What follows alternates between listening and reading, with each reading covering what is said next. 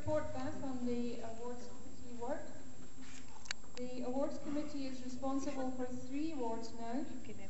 We look after the branch award, which we're about to advise everyone on. We also work on the Librarian of the Year award and on the new Albisax, Justice Albisax Freedom Award. I would like to actually, first of all, introduce to you people who actually are on these committees. In the awards committee, we have our president-elect, Naomi. We also have Sekametsi Mulawa, who is just walking back in at the moment, myself, obviously, and Lucille Webster. For the Librarian of the Year award, we obviously directly involve the sponsors. So the sponsors are directly involved. The sponsors actually propose the questions for the interviews, and that's conducted by teleconference with the nominees. So it's now quite a portfolio. It takes quite some organising. We need to start timelessly on the publicity for all these awards, and we will tell you a little bit later tonight all about the process for the Librarian of the Year. At the moment, I'd just like to discuss the branch award. The branch award this year, we obviously have a criteria for the award, which I'll tell you about later, but all of the functioning branches submit their reports, their annual reports, and from the annual report we adjudicate the results. But I'd like to actually discuss some of the things which we have seen coming from the reports, and branch activities and communications.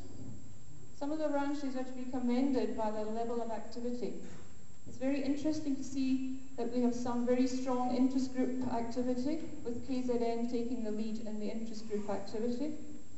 Some others rely on branch workshops to provide services to their memberships. Some branches are very outstanding as regard their communication of activities to their members using all media available. We were impressed by the use of electronic media by Harting North Branch, publishing all the newsletters on the LIASA website, setting up a wiki so that the members could keep abreast with technological developments, and also the use of Google Groups for the membership secretary. The Western Cape branch is also a strong user of electronic media to communicate with their members. Their newsletters are regularly published on the Western Cape website and also made available on the LIASA members, to the LIASA members via the LIASA website. This branch has also created the Western Cape blog and extensively uses their Western Cape distribution list to alert members of the activities. Members who do not have access to electronic media, however, are not overlooked, a factor which we must always remember. The proposed use of SMS communication has been earmarked by the Limpopo branch for next year.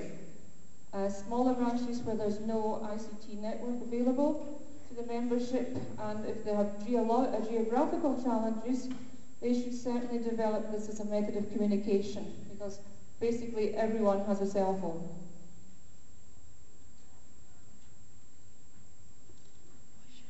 As to Eastern Cape made major advances in establishing functioning BEC, and they actually held some CICD training and have actually opened a bank account now, so they are very well established now. Northwest was very pleased by the outcome of their leadership workshop, organised again with the help of the CICD office. They also, I think, had a Web 2 workshop as well. So activities are going on in all the branches. One thing which we actually liked from the Limpopo branch was they actually set up strategy sections, and they had a strategic plan, and they worked to the strategic plan. So people are actually working well. And Harting Surf, obviously, as well, again, in on the action and busily doing what everyone expects to see being done by all the branches.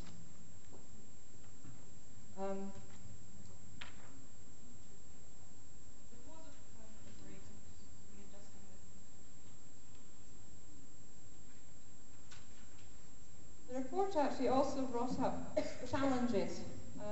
Most of the reports came through with similar kind of challenge: dysfunctional interest groups, inability to attract people to events, inability to reach out to all library information workers, declining membership and membership retention, support from the institutions, overlapping with other structures. Geographical location of the main centres within the province was actually cited by several of the branches. Shrinking resources available to institutions and the commitment of members of the BEC to the association.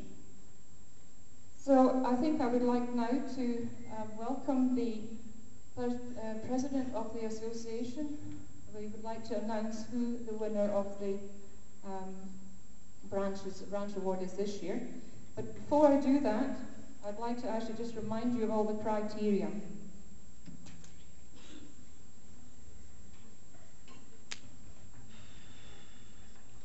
Number of meetings held, that's EXCO meetings and membership meetings.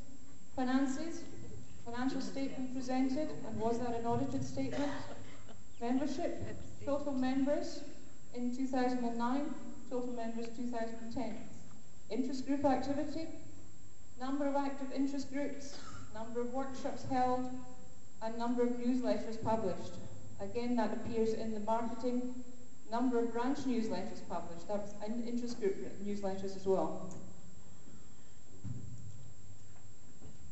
Marketing again through the listserv, marketing through local press announcements, articles published in LIT, fundraising events, and the use of the LIASA website. So all of these things were taken into consideration from the reports, and we were able to adjudicate on these points and come up with a winner.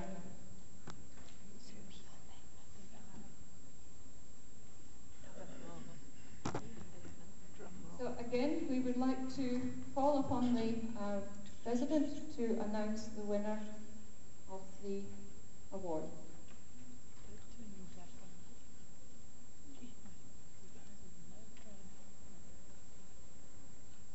The third place is KwaZulu-Natal.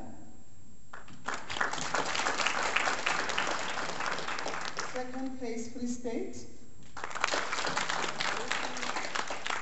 First place, Western Cape. Yeah!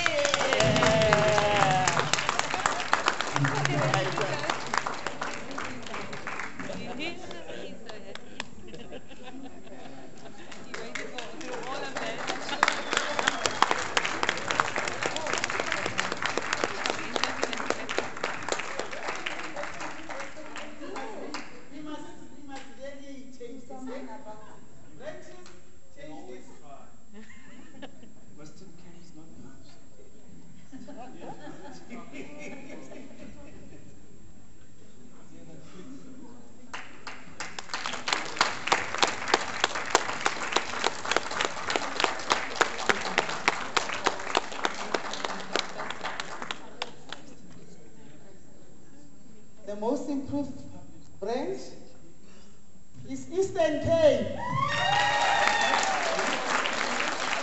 Most improved.